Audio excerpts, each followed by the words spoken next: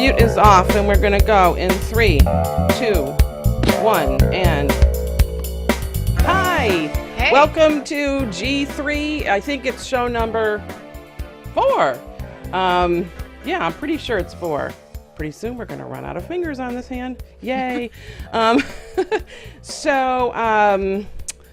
lots of news this week. Lots of things going on. I know we're going to be excited to get right to it.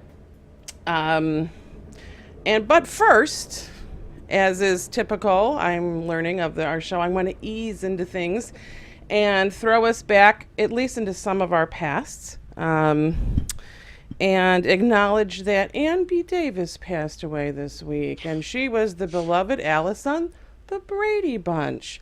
And I watched The Brady Bunch as a kid. And I'm wondering who of my wonderful co-hosts also spent some TV hours in front of The Brady Bunch. So, gals, who is your favorite Brady Bunch character? Favorite Greg, character. hello. Greg. Okay, so Let's all look up, like on the show. You know how everyone would look up at the squares? Right. Hey, everyone. I gotta hey, say everyone. something about It's an watching homage to the Brady. Bunch. That's to the right. Brady If Mary can look up to Christy, and Christy can look over to Rebecca the other way, and Rebecca can look down to Hallie. There we go. We just and cleverly, I just introduced everybody. But I'll do a little bit better and introduce Rebecca. She's on location somewhere. Rebecca Woodcock. Yes, thank you. I am currently at the Glazed conference in San Francisco. It's a conference about all things wearable technology. And so there's a lot of new products here, a lot of big companies representing their position in the new wearable space. And so I'm here. Sorry if it's going to be a little bit loud, but that's where I am. All right, great. I'm assuming this is Glazed number 1. Do you think? Number 2? Number 2. It's maybe. It's actually, it's number 2 from what I understand. They had their first one last year, and so this is the second one. It's actually quite large. I'll have to get the number of attendees, but it's surprising how many people are here. So success, it seems. Cool. All right, say hi to the Glazed people for us. We couldn't be there today because we're here. Okay. And next, I'd like to introduce you to Christy Wells. Christy? Hi, everyone. It's Christy Wells, and I'm here actually not at the Glazed conference, but from the comforts of my own couch. So hopefully comfortable enough to have some good conversations today. Would you like to tell us why you're on your couch today, Christy? Well, because I'm an idiot, and I think I might have torn my meniscus. So I have a MRI tonight to find out. Yesterday's x-ray didn't really tell us too much. So hopefully by tomorrow, we'll know why it is that I like to cry when I walk right now. Oh, a collective. Trying to suck it up. Oh, And we want you to be better. So let us know how that goes out. Maybe you can show us some cool, like, MRI pictures or something. That would be fun. I thought you were going to show you some knee, and I was going to do that as well, but, Okay, and Mary Hodder. Hi, Mary. Hey. Hey, that's it, huh? What do you want me to say? Something in particular? What's going on here? Still in construction. Still working on the house for another week or 2. Okay. Excited. Occasionally, if my eyes dart across the screen, it's because I've got guys walking near me. Anyway.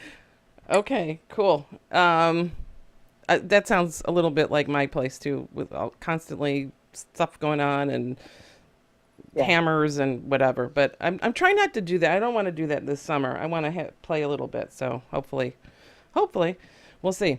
And last but not least, my lovely co-host, Hallie Suit Tucker. Hallie. Hey, hi. Well, I'm doing the opposite of Christy. I'm standing today, and I'm up in my office upstairs. And my wearable device gives me extra points if I stand for an hour instead of sitting. So I'm trying that out. So, Hallie, do you have one of those bona fide cool standing desks that we are always hearing about? I don't have one. I've wanted one for a long time, but I have to wait. Ask for one for Christmas. Okay. All right. So did we all actually tell everyone our Brady Bunch favorites? I think there was Greg, mine was Alice. Anyone else? Was anyone too young like Rebecca to not ever catch the Brady Bunch? No, I caught it, but it wasn't necessarily one of my favorite shows. But I would say that Alice was my favorite character, and when she died, I thought, wow, that's so tragic because she just fell in her bathroom. That could happen to anyone. Right? Yeah. She hit her head. So that's terrible. So Hallie, did you hate the Brady Bunch? I see you're shaking your head. I hated it because I'm living freezing my butt off in Boston, and here's this like sunny California with the cute house with the cute cat. I mean, like, what is that? We would just look at it like, you got to be kidding me. Who are these people? I liked the idea of it because it was, I think, one of the first times we were seeing a blended family. And we never quite knew what happened to the other spouses. We don't know if they died tragically or whether they were divorced off or something. Like, we never heard about them. But there were these perfectly matched family. The kids were all perfectly matched to each other. And I was an only child growing up. So to me, it was like, wow, that is super cool. You get, this extended family, and it seemed great. And then when my mom got remarried when I was 15, we sort of had a blended family, but it didn't look anything like that or act anything like that. So And you have to share your bathroom and your bedroom. So there's bonuses and there's negatives to blended families, right? And, another tie into TV that I think we caught this week is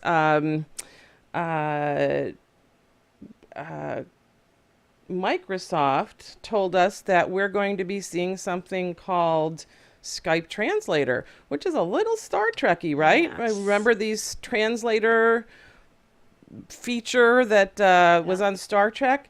Did anybody see demos of that? Because that sounded really pretty cool in space age. I didn't see a demo. I heard it discussed, and I thought it was really cool. I was like, okay, I'm ready to use that. Yeah. I have a friend who lives in, Irkutsk, somewhere in Russia. It's like, and we sort of can speak, but it would be fun to be able to talk to him in more complex ways. Yeah. And I sort of imagined all the possibilities of it, but haven't tried it, haven't seen it. I immediately thought of like some relatives in Poland who I've never really spoken to because my mother has to talk to them whenever there's a request for family history. Christy Wells. And so it would be really cool to like get her on Skype and have an actual conversation. I'm sure it's a little bit weird. I mean, it can't be perfect, right? But just the idea that it's, happening in real time and that there's some, real time translation connection there, I think sounds great. So I can't wait to hear that, see that. And, kudos to Microsoft. They're actually, I don't know, they're doing a couple interesting things here and there. So it's been a while. It's been a while. Huh? My reaction was actually that sounded a lot more interesting, and like regular people would say, yes, I could actually use that than all the things that were announced yesterday by Apple. Oh, so let's get into it. Nice segue. Here are my notes for today's show.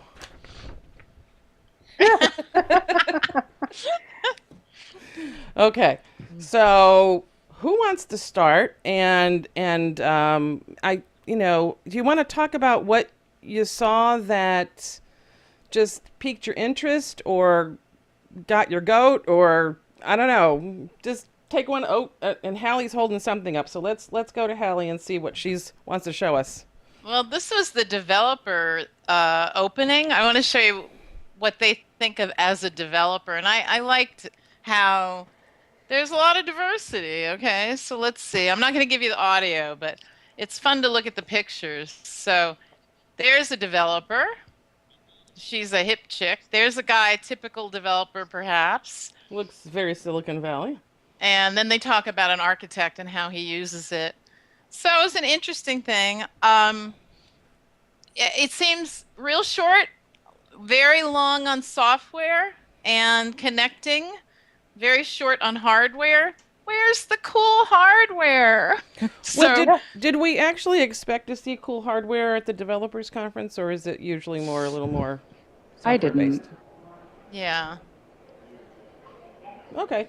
All right. I kind of felt like they were just playing catch up. They were like, "Oops, what are all the features we left out of every single thing we make? Let's get them in and knit them together." Because, for example, I loved how they had you can start writing an email on your iPhone and then stand up and walk across the room to your laptop and continue writing the email. And I thought, I'm sorry, but Gmail has been around with drafts for how many years, and Hotmail and Microsoft Outlook and every other email program we use that you can go from machine to machine on. You just have the email open everywhere. Your drafts are there. Like, how exciting is this? But I think they had to play catch up to get a lot of the stuff that, there were these holes and they had to fill in. And I can't imagine, well, if you're an Apple only user, you've been waiting for this stuff.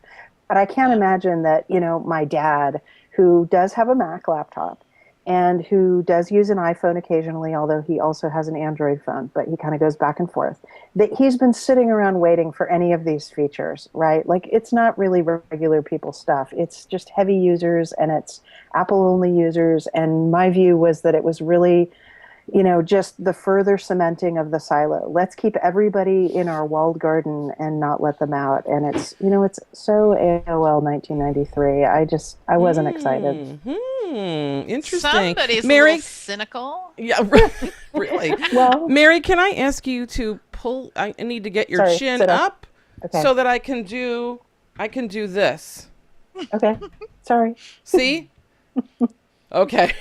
There we go. All right. Cool. So so Mary's not excited. Anyone was? And I was kind of. I liked some things that I heard yesterday, so I'm curious to hear what everyone else has to say. Christy, any thoughts about what you saw yesterday? I unfortunately didn't catch a lot of it, so I was reading a lot of the reviews after the fact. But, there were two things that stood out. One, we kind of touched on a little bit last week, which was actually, I think, your wish list, Tina, with regards to like the HomeKit, where my iPhone or my house can detect when my iPhone gets close to it, and all of a sudden the lights go on, and maybe the heater kicks on, and the TV goes on, or something to that respect. So I think that's an interesting technology. It's still not my robot washing my dishes, but it's a step closer. And it's interesting that they're dabbling in the health arena now too, because obviously there's billions of dollars going into that. And whether or not I think HealthKit is the end all to be all, I think it's interesting for them to be a platform to gather health apps on. I just don't know yet if it actually is going to replace anything that I'm doing already, because what I'm doing works for me. And so it just has to really make it even more convenient for me to say whether this is really worth it or not. So, I mean, I wasn't blown away by anything yesterday, but there's definitely some things like, it's kind of interesting. I'll keep a watch on that. Yeah. And Rebecca, I can see you're holding your hand up there. Yeah, well, about the health kit, it was a pretty basic starting point for an entry into the health space, but not that surprising. And they did have a good point where really the problem with health apps and health wearables and all these health types of directions is that they're currently siloed, and they're no better than just the data that they track and represent to you. It's really not that compelling after 1 or 2 weeks. And so the point being that the data needs to be a little bit more fluid so that you can unlock it from one place and maybe make it more useful, more meaningful by allowing others to build on top of it. They kind of glossed over it. They didn't spend too much time on it because I don't think they have that many use cases yet. But perhaps we will see more around that in the future. But the point being that the data locked in these own apps or in these different silos, they really have not been proven to be that useful. And once it's unlocked, then you can do some really more meaningful things that make it more useful to individuals. And about the iHome, the home kit or whatever you want to call it, I thought that was the similar concept.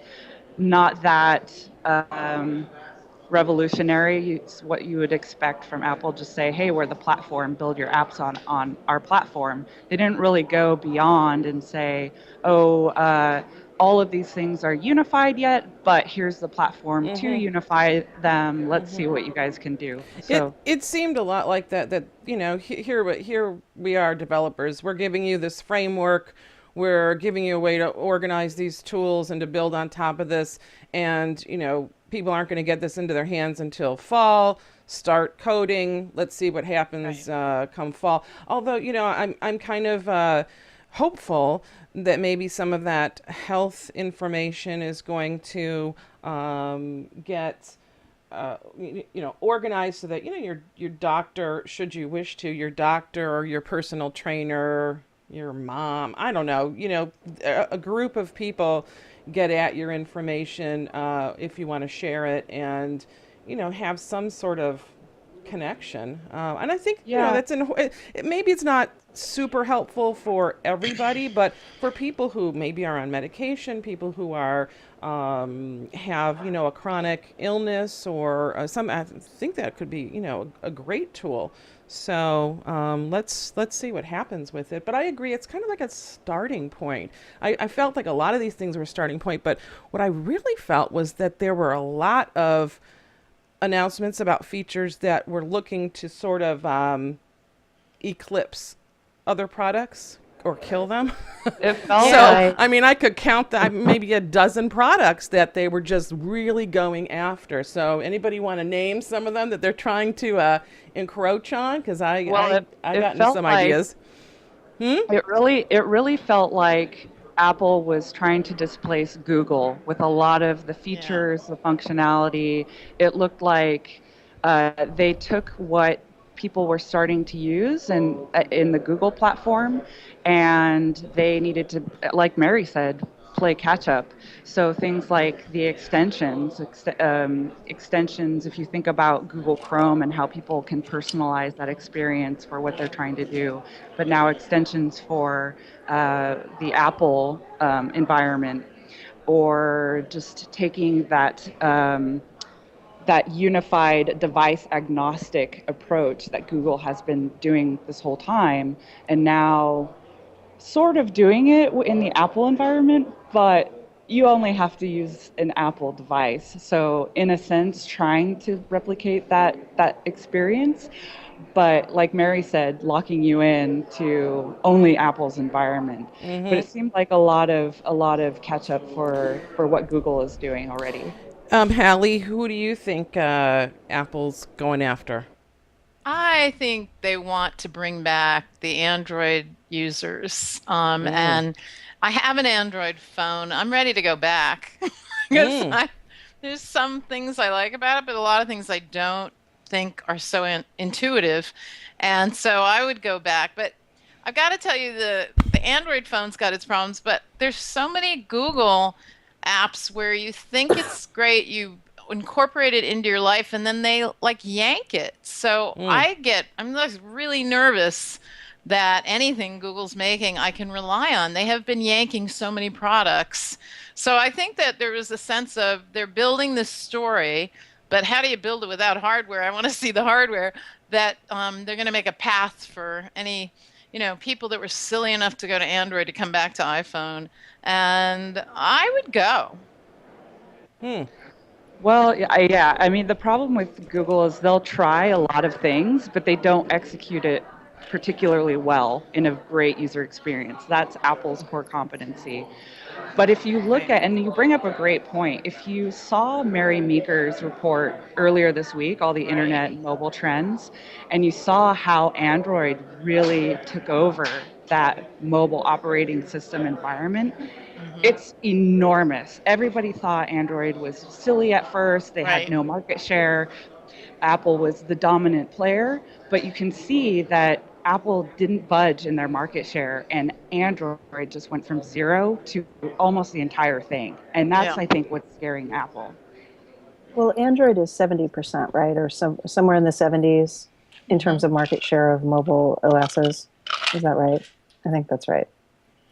My That's sense is right. that, yeah, they're going after Google, and Microsoft has this really small amount. But if you look at her charts, Mary Meeker's charts, she does have one that is interesting that has all devices, and of course, all devices that are not laptops, right? So tablets and phones and whatnot. And Microsoft does have a bit more share in that distribution, but their projection for the next 10 years is just holding steady, and Android grows, and Apple is, in her estimation, slated to fall in terms of tablets and phones. So that's an interesting challenge for them. I don't know why she thinks that, but when I saw that chart, I was kind of amazed because I didn't expect Apple to lose overall. But maybe it's because when you look across the whole distribution, if there's just more devices and more percentage go to Android. Android is a really interesting model. They give away the OS for free. I will say that I know Hallie's phone because I have it too. We both got it as a gift for going to a conference. It's the Moto X. Not to, slam too much on Motorola. It's actually a really cute little phone, and it does a lot of stuff. But I've had 5 Android phones in the last 2 years, some LGs and Samsungs, and they're actually a lot better. They have a bigger screen. They do a lot more stuff. They're more consistent. The interface interactions are much better. So if your only evaluation is the Moto X in terms of Android, it's not as good as, you didn't unfortunately pick the best model to do your comparison, is all that I'm saying. Well, I had iPhone before, and I really loved iPhone. So, and we got it because we got it free. So Yeah. But as I said, I mean, I've had 2 LGs and 2 Samsungs that were sort of top of the line, big, cool, really great OSs and user experience. And I felt like it was a bit of a step down. But the reason that I've kept it is because there's a couple apps that I use that won't roll back to the earlier OSs that those other phones are on. So I haven't gone back. Makes sense. My mother was just visiting this past week. That's why no one heard from me for days. She comes rarely, so I needed to spend every moment with her.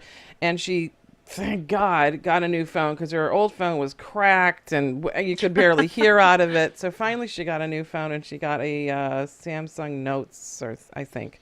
Somehow she really likes the idea of like writing on it, but whatever. Boy, I looked at that big screen and it was like, I was lusting after it. It just, the space was so nice, and my iPhone is so small. And I'm thinking, please, I think that there's no doubt that we're going to see a bigger iPhone in the fall. And, I'm hopeful because I need it at this point. And I don't think I'm going to be, going anywhere. I think, I'm with Apple, and my family is, and I don't know. I've been pretty happy with it, but I do lust after that bigger screen. So, is there any doubt that that's going to happen? It should happen. No, I actually, what my sense with Apple rumors is, if you only hear it once or twice, it's probably just some, I don't know, random blogger rumor or something or other. But if you hear it really strongly across the marketplace, it probably means that they're really doing it. They're like letting it slip so that they don't lose iPhone users over the summer to Android. They want them to sit around and wait for the big screen iPhone. So I think it's probably right. So, Christy, was there an app or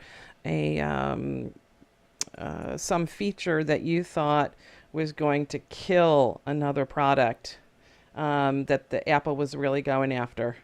Well, I mean, their iCloud product obviously is a direct line after Dropbox and Box and some of these other players. And, yes, it'd probably be great that it's all integrated. I've already paid my annual fee to Dropbox, so I'm going to keep using Dropbox for right now. So, but I mean, if they make it so convenient that it's all accessible from where I need it inside of my devices, then I will probably eventually migrate over. But that was the big one for me. I don't get too into the tech side of it, but Right. that was just kind of like, oh.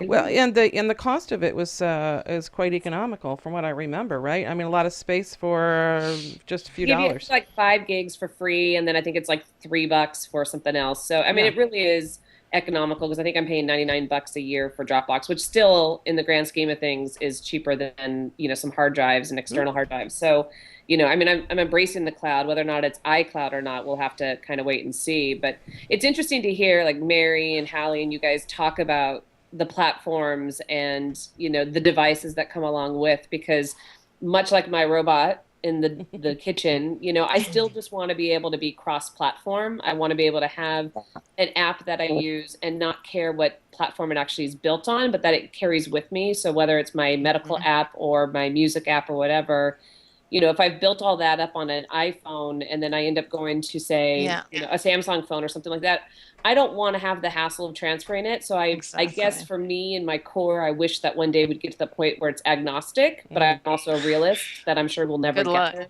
There's just too much money, but it kind of Yeah. pisses me off, but whatever.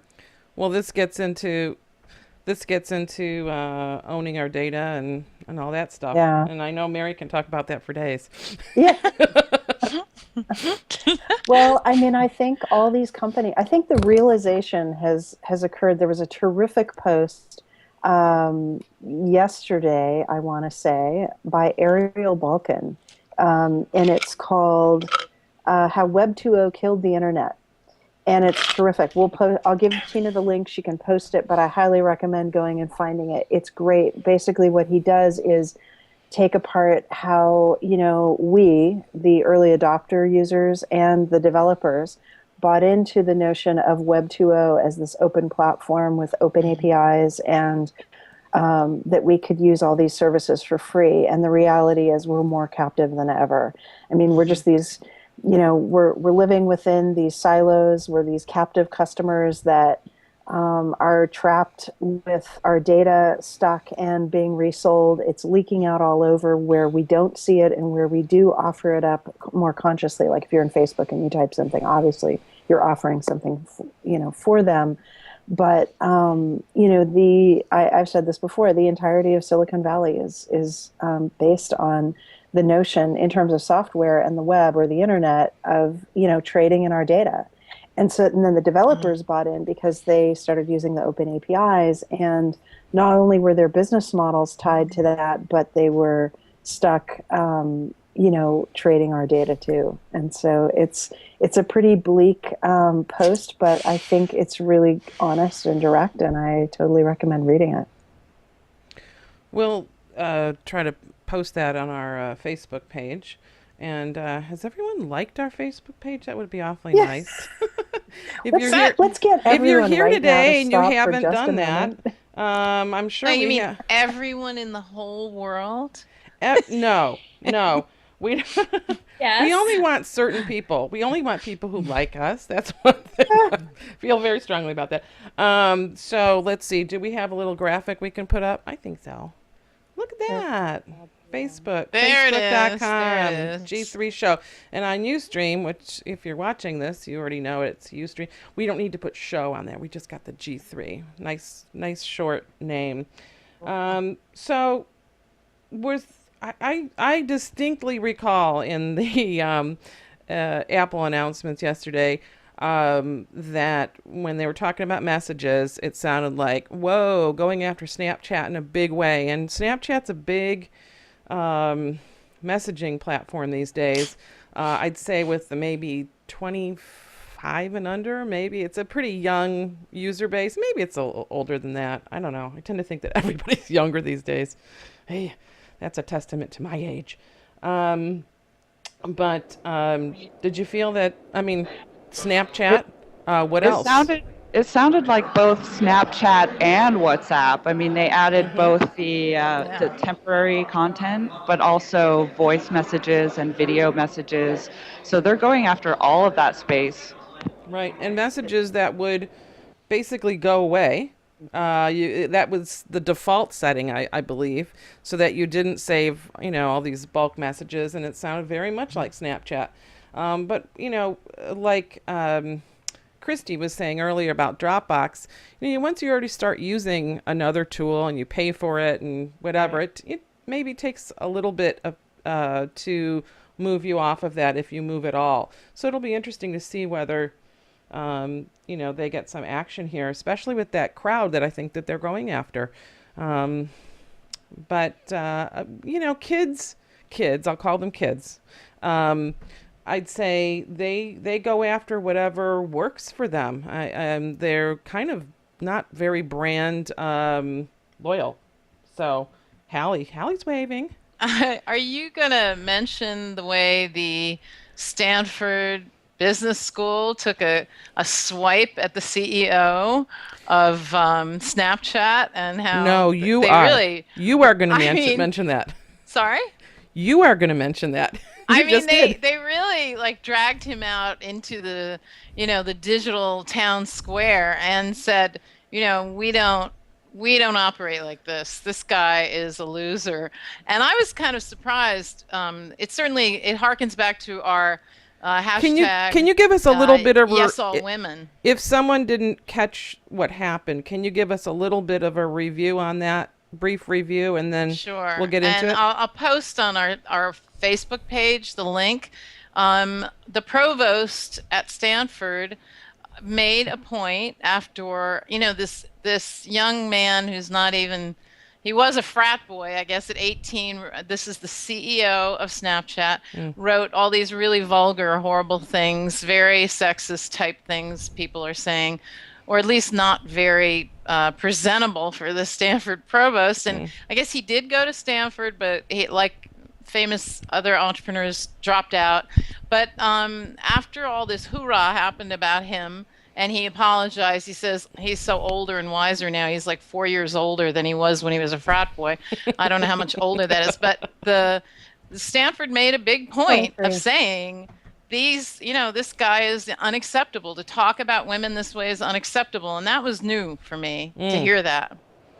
Well, Rebecca? I think it was also a necessary PR move for Stanford. Yes. How are they going to get behind him? But quite frankly, it felt so much so just a PR stunt and not sincere. Really? Because quite frankly, it's pretty known from any woman that I've talked to who has gone to Stanford that what the issues are, not only from other students, but from professors, from faculty, from everything. And I have heard friends who have gone to Stanford, multiple, say they would not send their daughters to Stanford. So he's either turning a blind eye or he knows about it and is just choosing to ignore it. Mm-hmm. Wait, who's he? Who do you mean he, Rebecca? The provost. Oh, the provost. I thought the provost put out some kind of a statement saying that this was bad and wrong. And he did, but I'm saying that there are issues at Stanford, and he's either ignoring got it. Okay, so basically, or, your point is that there's issues that he's not really addressing. Okay. Exactly. Yeah, I have to say, I wouldn't even be so kind as to say that maybe some of what the guy said was a little bit unpresentable. It's really, really ugly stuff. Yeah. I mean, line by line, like there wasn't a good line in there in these emails, and there were tons of them. And now at the ripe old age of 23, he's learned, and he thinks it's wrong and unacceptable. And I just honestly, I think it's only wrong and unacceptable from his perspective because now he's the CEO of a successful tech company. Right. And that's about it. I don't believe it at all. You don't come up with that kind of stuff over and over and over a long period of time, if you don't believe it. I don't buy it. Well, I think the unfortunate thing is we all say stupid things when we're young. I mean, some of us said stupid things yesterday, right? So I think that the biggest lesson here is we have to be held accountable for our words and acknowledge that we've said things. And I mean, some of us is going to be forgiven for it, and some of it's like we're going to judge you forever because you've said what you've said. At the same time, can he change wholly around in 4 years? Probably not likely, but some people have done it. There's a lot of maturity going on between 18 and say 22. And I'm not forgiving him for anything he says by any means, because it was really degrading and crazy. But I know that that's being talked about on every college campus, on every schoolyard. Right. I mean, and even in boardrooms around the world, that stuff still takes place. So I think it's more of us just making sure people are being held accountable for what it is they say and acknowledging that. And some we will, like I said, feel like it's okay to move on, and others will just never let them live it down. Yeah, I think it's not fair to say that people can't learn. I mean, is it supposed to happen in the first place? Absolutely not. Did he learn something from some peers or, God forbid, at home? Yeah. And do you learn that that's wrong? Yeah, hopefully. So, I mean, I it would would be say nice if I it doesn't really- come out of your I mouth, mean, but yeah. I would say whether he learned something or not, has that atmosphere in Silicon Valley has just completely changed. Like, wow, it's all different now and everything's fine. Obviously, it's going on all over the place, and I don't know, is it forgivable? Like, everybody's going to be like, oh, sorry, I goofed. Here's the thing. The reason I don't buy it is because he hasn't described in any kind of deeper detail what was wrong with what he did.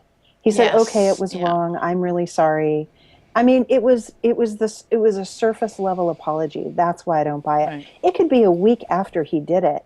And if he can describe deeply what's wrong with basically the environment he created in those emails across him and his frat brothers, I would be much more open to it. I do think that people can change. I do think that people can learn. There are other apologies that I do buy, but I buy apologies when people can describe Right. why something is wrong with the thing that they did and how it hurt people and how they're going to make it better. That's real. And I think Snapchat has another problem, which is that its history was that this tool was sort of used to, For sexting. sexting photos and those kinds Yeah. of things, right? So I think just like as a part of who they are, there's also a problem there. Yeah. So I'd like to see, like Mary says, a little more depth in the apology and maybe some action too. So, Yeah, totally. maybe we can offer some suggestions of what kind of action can be taken to, I don't know, globally apologize to women, but I think a lot of people probably need to do that, and we need to start figuring out how that works. Well, one thing that he could do is hang on. if he, if he Get to said, Christy "I'm in going a to get second. 2 women on my board, Mm. right? Who are Thank you. powerful Yeah. women, and I'm going to have to report to them as well as all the guys." Okay. Right? So that would be a move. Okay, let's Another give move let's give would them be to suggestions. hire- Let's give them hire- suggestions right now. So number one So- is put 2 women on your board. 2 women on your Yep. board, not Okay. one token woman. but Who's 2 got another women. suggestion? Hire some women executives.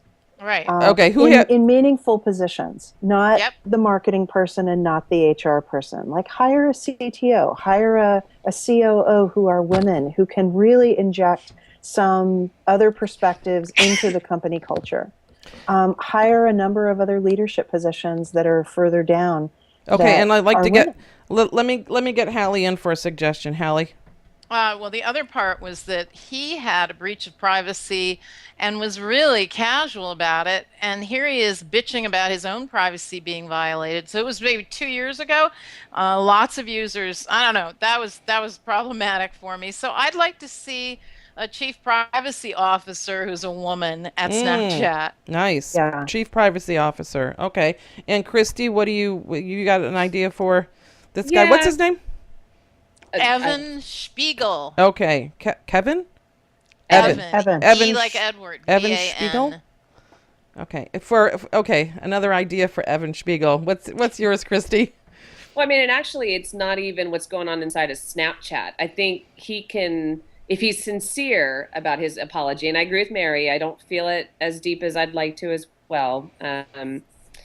Should probably reword the way I just said that, but It's okay. I'd like to see Sorry. him actually out mentoring or trying to educate youth groups, right? So what can he do to say the Big Brother, Big Sister program, or what can he do on other college campuses? Because this all came out as him as a frat boy, so can he go on a speaking circuit, if he's sincere, and go out there and just kind of talk to people about, hey, let's think about how you treat women on campus. Let's think about how you act at parties. Let's think about the words and the intention and the power of the words that you use. Right. That to me is way more effective than throwing somebody on a board or something like this, because it's like, I don't know. I just needed to put more personal action behind it. And he may never do it. And that's fine. And that's his own thing. And we can choose to use his product and support him or not do it because of his actions. But that's how I'd like to see him make some impact.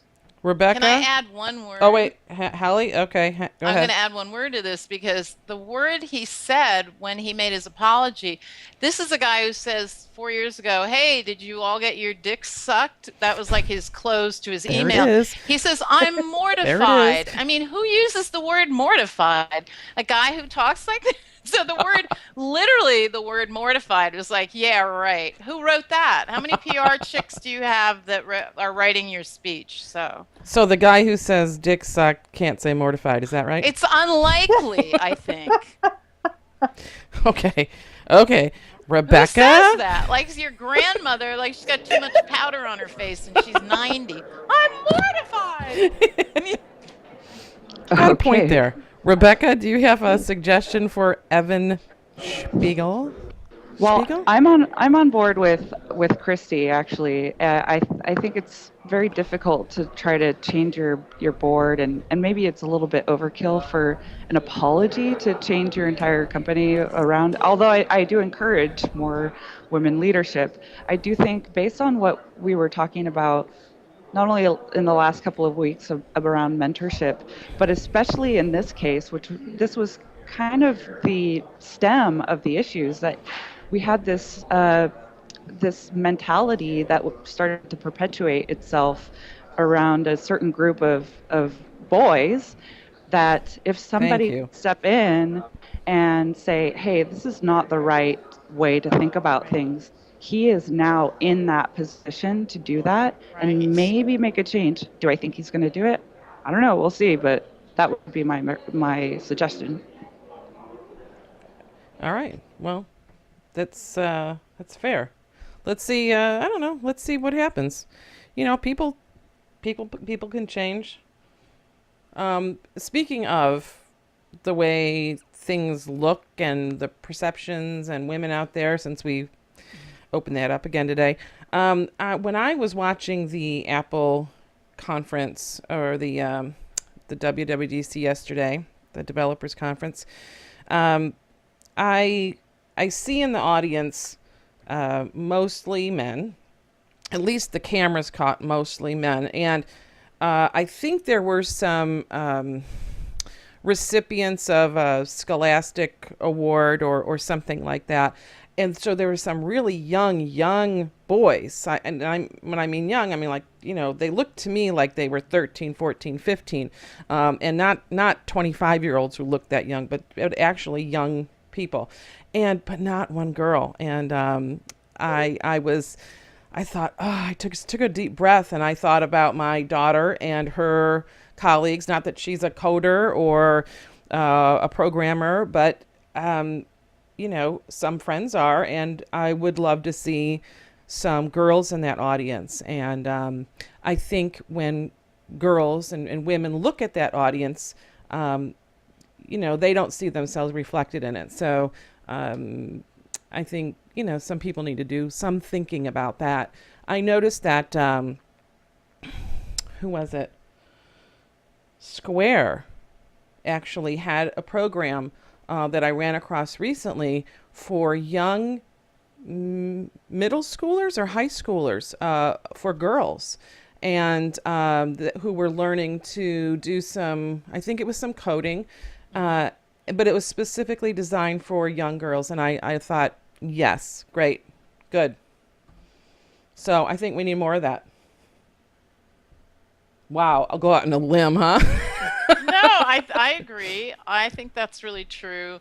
If you look at the keynote address, they did everything they could to actually put a lot of women in it and talk about that. But you're right, the audience is telltale. And in fact, it was 13 years old. He announced one of their youngest developers was 13, right? Right. But There's it's so not. much work to do in this area. But it's not their fault that there aren't a lot of girls, coding or interested in programming or doing this. I don't think that it's that they're not inviting them. I think that there's not a lot to choose from. So we need to change it in the schools. We need to change it in our communities. We need to expose our young women and girls to that environment. Let them know that the possibilities there, but they have to actually go into a friendly environment that's welcoming. So that's Yeah, can I that's where add people one thing need to be about the responsible. there was a critique of Y Combinator's founder not having enough women in any of the startups. And one of the things they just talk about is, oh, well, if female developers don't start in teen years by college, they're not in the programs, da, da, da, da.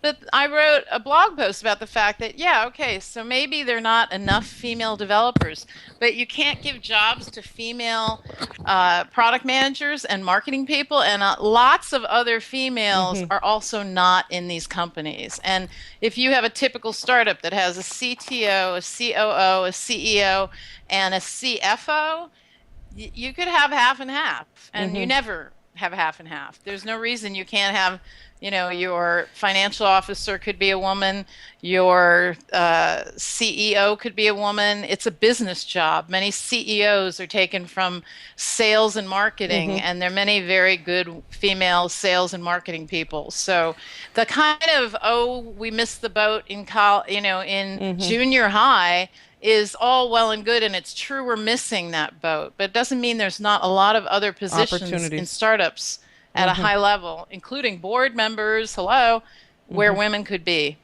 But visibility is an issue. I mean, if you need to be able to see women in some positions so that you can aspire to it. And as usual, and on the stage yesterday at Apple, there's just men on stage, giving the information. I'm sure they have lots of capable women in their company that they can put on stage too. So, these are things that you have to start thinking about, but to do it just because you're trying to fill a gender quota isn't right either. It has to be the right person. It has to work. It doesn't make sense. Sure. But the thing is, you actually get better products when you have a good distribution. Right. I mean, I found that when I've hired a group of engineers and I have a number of women, is that the women and the men care about mostly the same stuff, but there's overlap, but there's some things that they each look at a little bit differently. And there's a lot of value in having that. You actually make better products. Your feature choices are better. Your development process is better, because even the process of developing software shifts because people care about different things at different points along the way. And having a completely homogeneous room doesn't get you the best staff. Christy, you're I think at a. that's maybe this is. Go ahead. Oh, sorry, go ahead. No, I was just going to say, so, and tied to that, I think I grew up in a machine shop, right? But I am in marketing now because it didn't hold my attention for long. God bless my dad and all the efforts. I still don't know the difference between a water pump and an alternator. But, I think that you can put it out there too. And there's going to be some occupations that will be a natural fit. But I do think that we could do more as a society to give those opportunities to the kids at a younger age, whether it's in kindergarten or not, and at least start seeing where their aspirations lie. And, I was a huge math geek when I was in high school too. And now it's like, thank God there's a calculator on my iPhone, so I think there's just over time, where our passions lie and what we hold near and dear are going to change. But I do think that we need to find those opportunities to at least raise the visibility, as you said, Tina, or at least give them the option to pick up that computer keyboard or go back and learn how to, bake in class or something. But this is where I wanted to kind of maybe see if we tap into $120 million was just donated to some school systems recently by a very well-known family. And I guess if you had $120 million as the school superintendent, where would you spend it? Well, I mean, I would, I don't know. I think we could have been Let's doing hear a what you lot have to more over the last 15 years than we have been doing. I mean, the companies who are doing very well in Silicon Valley, first of all, they do the, I believe it's called the Dutch sandwich, where they take tax money from all of their various enterprises, run it through their intellectual property, which is parked in Ireland, and eventually it ends up in the Cayman Islands, and so the net result of that is that, Apple has $159 billion in cash reserves that they didn't really pay taxes on. If they were paying taxes, we would actually probably have enough money to have coding classes for all the boys and Wow. girls everywhere. call I out. mean, we would have the programs, we would have the sexy, rooms that would attract kids and basically, cause them to be interested, or the ones who are naturally predisposed to be interested in engineering and coding. I mean, it's just not true that we don't really have a way to do it, or somehow we're just stuck with the system we've got. I mean, we are stuck with the Dutch sandwich and the fact that, companies aren't really paying their fair share of taxes. But, the fact that the Apples and the Googles of the world want to hire all these engineers, and yet they're not really paying it back into the system Right. that gets them those engineers. Right. Where It's are kinda they going to crazy. get all these smart people? They have to educate them, and they ought to do it, start in their own communities. Yeah, it's a long-term process. And so instead, what they do is lobby Congress to bring in more H-1B visa people. And, actually, if we educated our own folks here, we would probably be doing very, very well. And we wouldn't need, nearly as much of that. So, Mary, are So- you saying we're going to stop buying Apple and Google products until we can force them to pay more taxes to fund the school system? I'm in. No, I don't think that's the answer. I think the answer is write your legislator and say, it's time to stop this. I mean, I'm totally happy for all of these companies to make the money that they make. It's great. I just would like them to pay more of their fair share so that, the schools. I mean, for example, you go to the city council meeting in Mountain View, and what happens? Everyone in the room genuflects to Google because they gave $2 million to the school system. Mm-hmm. And it's like, wow, $2 million. Drop Really? in the bucket. How many teachers It's do you think nothing. that pays for a year? I mean, come on. It's kind of ridiculous. So I'm not arguing. I know. I feel the same way. Well, change the whole system or do more donations or something. But we all know it's pretty broken. I've got kids who have been going to public schools until now. Oh, by the way, happy 8th grade graduation, Ella, my sweetie. My baby's going on to high school, so she made it. Yay. It was a very exciting week, and she's happy to be going. Now she's going on to a private school. But she's been in the public school system for quite a while at a charter school that sort of caters to the arts, and it's been a wonderful experience for her. And but there have been times where through the years that I've been there, because not only with her but with my other daughter, we were running out of money for paper, and there weren't textbooks either. So it's really kind of sad what we're putting our kids through and expecting them to learn under certain conditions and with not great facilities and teachers who aren't paid well. Thank goodness there are great, smart, kind-hearted people out there who are willing to teach them and for very little money. But it shouldn't be that way. it shouldn't be that way. I mean, just to give you a comparison, Apple has 159 billion in cash reserves. The U.S. government has 48 billion in cash reserves. The U.S. government compared to Apple. The next entity, either nation state or company that has money, is Malaysia with 130. And you go a few down, and there's Microsoft at 84. I mean, really, the idea that Apple would have all that, they have the most cash reserves of any company or nation state in the world. I really think it's kind of appalling that you live a few miles from Apple and your kids' teachers are underpaid. But Yeah. you know, That's not a good thing. as we know, throwing money at things doesn't necessarily solve the problem. I mean, I think money can help a whole lot, but it certainly has to be done the right way.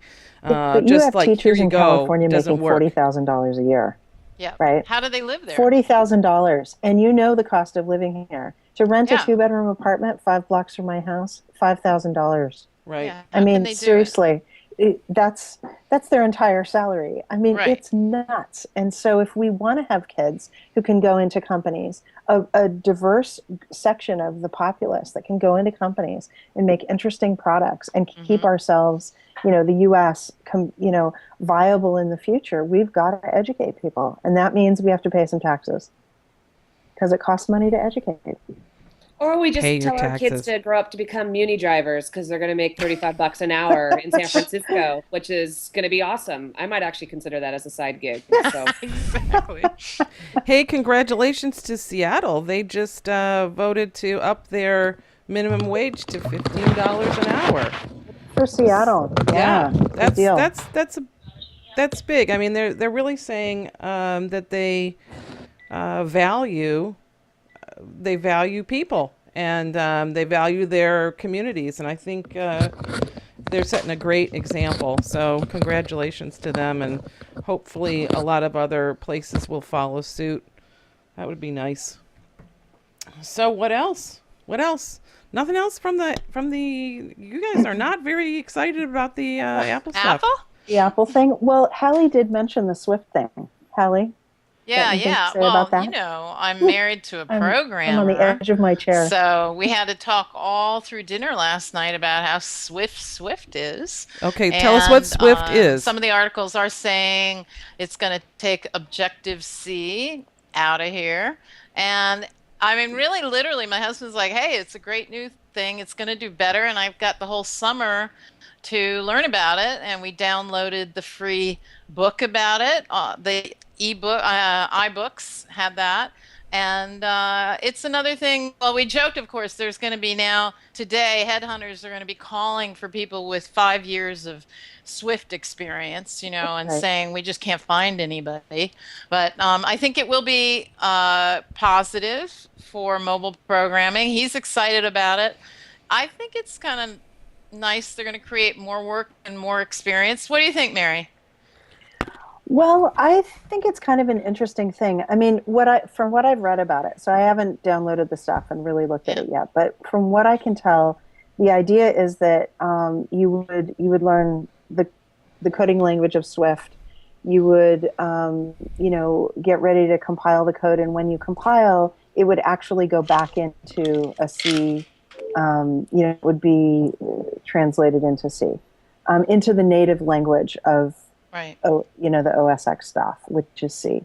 And so, it's an interesting thing. I wonder why they've made it. Yeah. If they're trying to do something that's on par with Java. Java is Yeah. really complicated. It's hard to use. It takes a long time to Learn it. become really, really proficient in it. I know people who've been working on it for 10 years, and they're really, really good at it, but it's not easy. And maybe they were trying to make something that was as functional in a way, except not nearly as difficult, and make it sexier to be an iOS developer. Rebecca? That's the last thing you said there is what I would say. They are looking at that Android market and trying to make Right. sure that they're attracting back the developers who they can't compete anymore with that market share and that scale of distribution. So how can they make it easier, lower the barriers, make more apps faster, and try to attract even more developers by lowering the barriers of building an app? And maybe that's where you don't get this. You start to get more people who might start to build Right. apps or become developers that currently aren't, and that's Right. all an attack on that Android system to me, it seems. Yeah. The interesting thing is that for both Android and iOS platform stuff, iPads as well as the tablets as well as phones, is that they're, so two things. One is that what I observe from mobile developers around here is that often they'll start with Android because they can test something out, they can throw it up in the marketplace without any Yes. review. There's a couple of rules that you can't violate, or Google will kick you out of the marketplace. But basically, it's pretty easy to get things up there.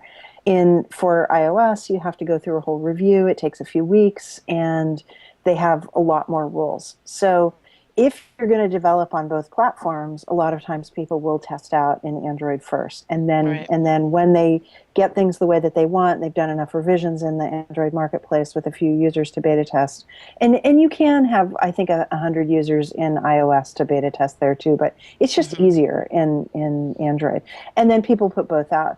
But the other thing that I think is kind of interesting is the you know are they, I mean, Rebecca kind of talked about this. Are they going for people who haven't really coded in a mobile environment before to get those folks to come in and become iOS developers because Java is so hard? Now, Right. there are, basically product development suites for mobile that will allow you to do a really dumbed down version, or maybe I shouldn't say dumb because it doesn't mean that the coder's dumb, but kind of simplified versions of these two coding environments, and then the machine will translate for you into an iOS environment or an Android environment and let you develop apps.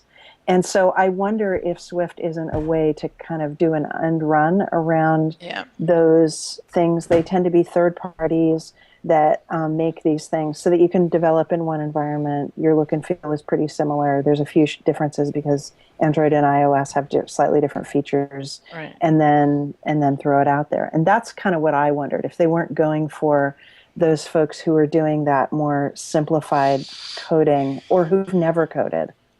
Also, isn't it more expensive to be an iOS developer? No. Everything about Apple No. and putting your app up is more The expensive only than thing Android. is that it's kind of a lot of trouble, and it takes time to go through the Apple review process. Right. And when Steve Jobs was alive, he probably had to, you had to kiss his ring in order to Yeah, get your app yeah. approved. Now, I don't know whose ring you kiss, but it's trouble. And so in that sense, yes, maybe it's more expensive. But my sense is that it doesn't cost any more. A lot of the developers that I know code natively in both environments, and it's fine. It doesn't. It's the hour of coding is the hour of coding. It costs the time. I ran across an app the other day, which I thought was sort of interesting.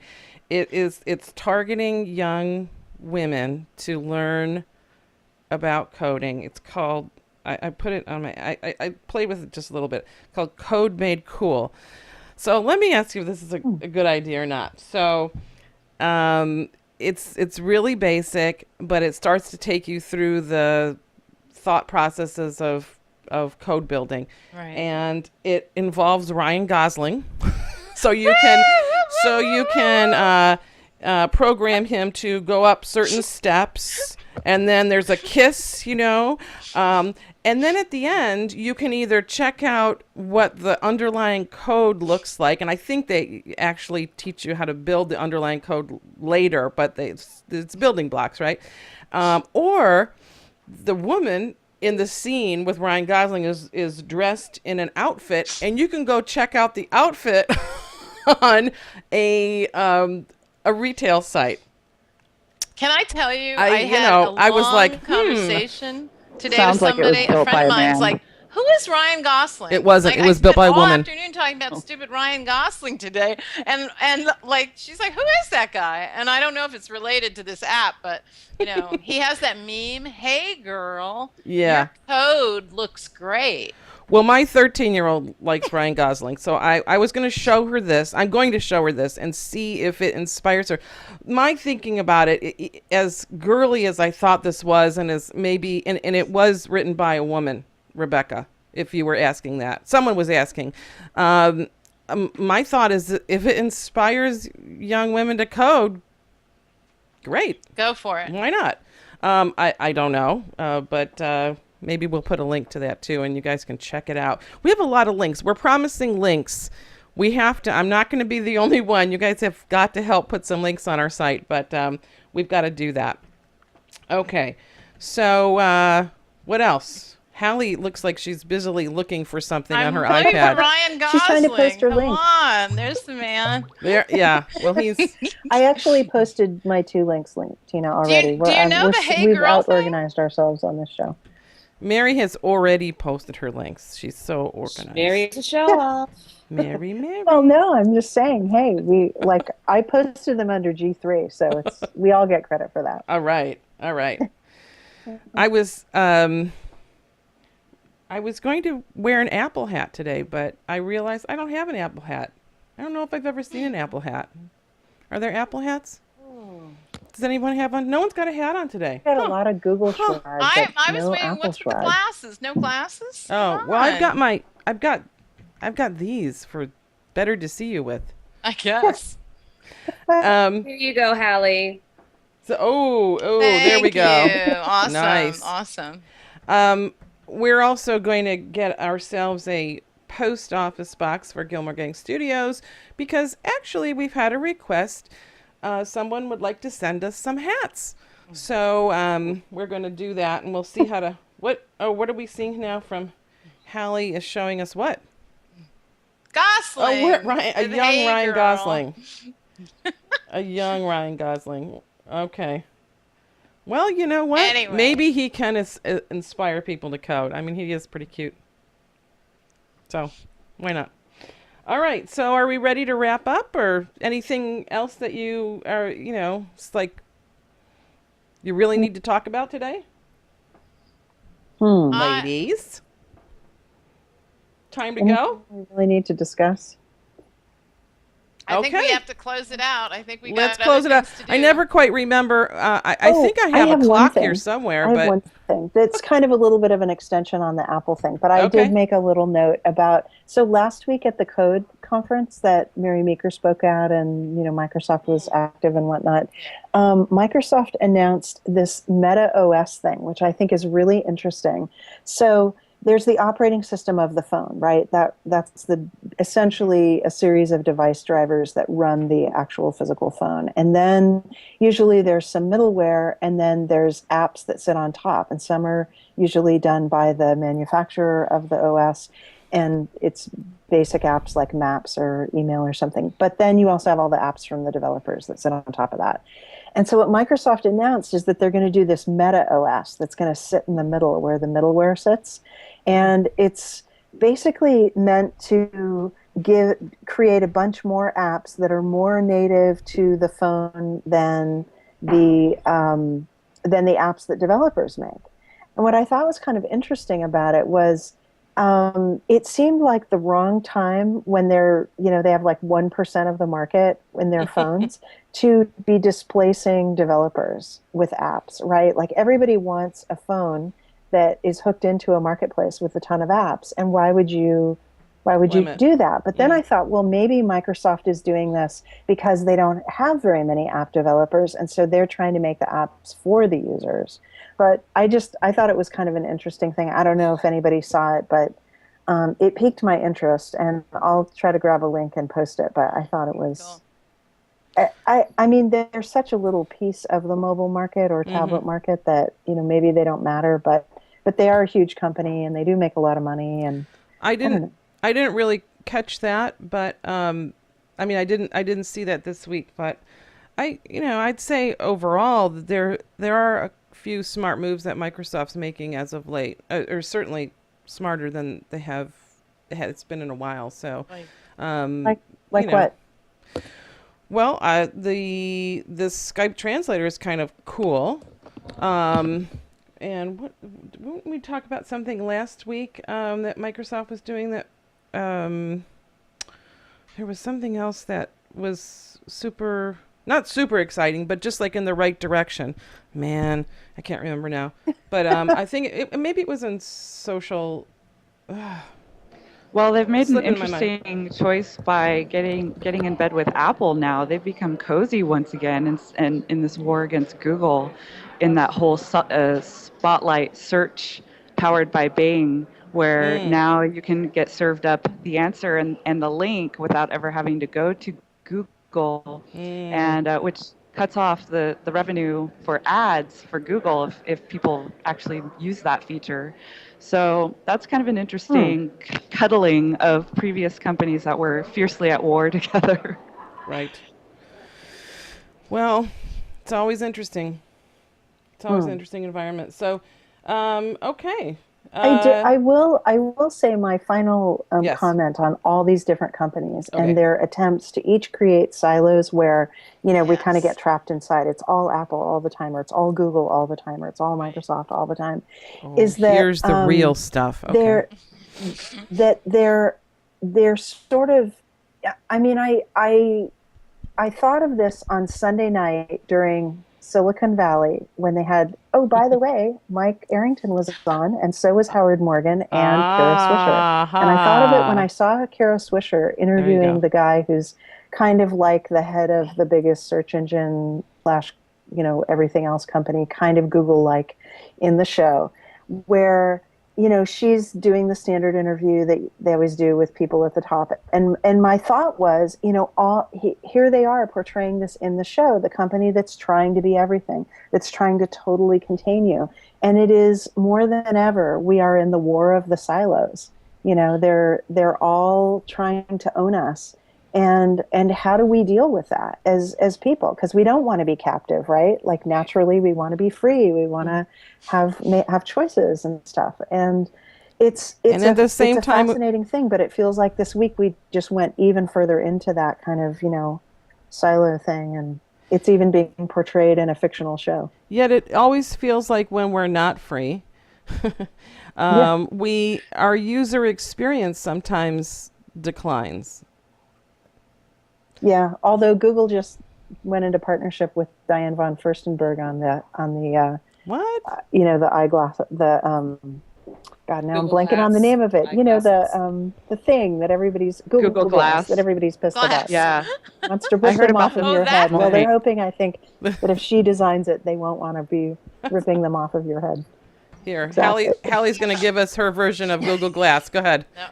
Woo! Just There you go. okay. What was that, Well- Mary? What was that? Oh, I just did. This is my, you know, There you go. my tech. I don't know. I mean, it's just kind of an interesting thing to. I mean, I think it doesn't. You know, it's not like Google's gonna, you know, fix what's going on with their. I mean, they've had problems for years with design, right? They're not a design sexy company. Well, but, all of you know, the wearable they're devices trying. have an issue. They're all not very fashion forward. But you bring up a great point and I really want to talk about just one thing, that everybody's focused within the wearable world about the fashion and how it needs to be fashionable. But what they're forgetting about is, what are the use cases? Right. What is it going to be? Yeah. How is it going to be useful? And so we can make wearable tech and fashion clothing that is technology powered and all these things, and Google Glass that is designed by Diane von Furstenberg. But what's the use case? Why is this useful to me? I think they're forgetting about this by putting fashion too much in front and center. Although I think it's needed, they really need to focus on the user. I think, you know, it's needed, but Diana von Furstenberg, come on, that's not relatable at all to this. No, I mean, I I don't agree. know of anybody under 50 who even knows that name. So, at least trot Well, out some. no, hold on a second. Yeah? Her wrap dress made a total resurgence. But I kind of have to Yeah. agree with Rebecca. I think that it's a really weird phenomenon that I think only Apple has succeeded with, where Apple is so masterful at taking the fashion of the iPhone or the fashion of the iPad, right, or the iPad mini, and it's so beautiful, and you touch it, and you want to keep touching it. It's just gorgeous, right? Or my laptop, right? I love my laptop. But the thing is that they made it highly functional, and there's something that they've done, I can't quite put my finger on it, but I'll try to describe it, where they have combined the fashion with the functionality, and they've knitted it together but it doesn't age out, right? So the thing about fashion is you buy a Diane von Furstenberg wrap dress, right? And then whatever the pattern or the cut or whatever, it goes out of style. And 6 months later, you're like, it's so distinct in its style that if you wear it, you're really out, right? It's not It's a classic item Yeah. necessarily. Right. Maybe some Well, people feel it is, but then the technology also ages out, right? Like your phone, the features kind of age out. And you want a new phone. So now, if you knit the two together, are they exponentially aging out? I mean, that's what I Well, wonder. yeah, The genius of Apple is that they've actually put the fashion and the functionality together, and they age out slower, not faster, than normal Hey, fashion girl, and you're normal totally technology. right. Also, Sorry. yep. I can't stop. Ryan Hey, Gosling. girls, your show is awesome. What is it? Thank you, Ryan. Thank you, Ryan Gosling. I'm gonna post that, but the "Hey Girl" meme is good. We like it. You're right. Well, they make function fashionable. Well, They Apple's, a highly design-oriented company. I mean, if it's not beautiful, it ain't happening. So, But let's. They there's also something, I plan mean, I for can't you put to my finger replace on their it, but there's device. something about the way they're not just fashion.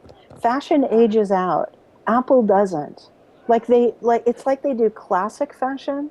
Like maybe they're Oscar de They're the la Renta, Calvin or think of Klein other of tech classic, world. fashion-y It's type true. places. But it doesn't age out in a way that, really trendy clothing or whatever ages Right. out. But it does, doesn't it? I mean, their refresh cycle is every few years, and they're planning for people to upgrade to that next But few, device or one or two years. I mean, generations, and they fashion really goes do in get 6 months. replaced. Trendy fashion is gone in 6 months. They Well, managed to keep something current for 3 years. That's a lifetime in technology and a Yeah. lifetime in fashion. and for Right? them, true, they're actually but doing it through the actually, simplicity of things like color, not even really changing the whole design of the phone itself, but Right, the color. give me a different back color or something like that. So they're, Mhm. even though their staple is good, and their staple actually lasts 5 or 6 years, where the color might not. So I think it's actually brilliant.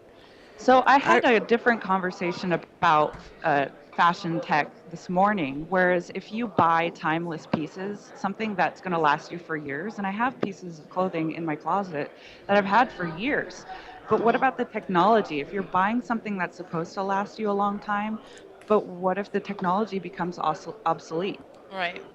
How then That's is it what's interesting timeless? is Okay. that Apple actually, I keep my Apple laptops, my Mac laptops, which cost thousands of dollars, for 3 years. I don't switch them around the way that I switch around my Android phones. Right. I And think we partly need it's to. because I have access to a lot of Android phones. I But think we Are need you to do saying a. time out? I think we need to do a fashion technology show soon. I think Yeah. we need to Okay. Great. expand on that because we're running out of time today. So I'll say goodbye to all of you. Thank you, Rebecca Woodcock, Christy Wells, Hallie Suit Tucker, and Mary Hodder. Thank you Thank you for too. thank you for being here, and It's we'll. my Brady Bunch look. Well, yeah, we have to do our Brady Bunch thing again. It's our homage to Alice show. Yes, our homage to Alice. May you rest in peace, Alice. You took care of those kids really well. I always wondered though what Carol Brady was doing. She didn't seem to have a job, and Alice was always busy taking care of. I always thought that Carol was kind of like having some secret affair somewhere. So, anyway. I thought she was busy laundering her white pants because they were always incredibly white. Okay, so thank you. I'd like to also thank Ustream for their support of the show, and New Tech because this TriCaster rocks. And I know so because Philip Nelson even called me the queen of the TriCaster. So thank you, Philip Nelson. We will see you again next week. Thanks for being here. I want to remind you to step out of your. Oh, Hallie, what are you showing us now? We're going away. She's got a 8-ball. magic 8-ball. Jeez. Forget it. Not to it's worry. I'm previews just for seeing next how well we'll do next week. Oh, my sources say excellent show next week. Okay. I want to remind you to step outside of your comfort zone and go out and do something cool and come back and tell us about it. So we'll see you again soon. Bye-bye.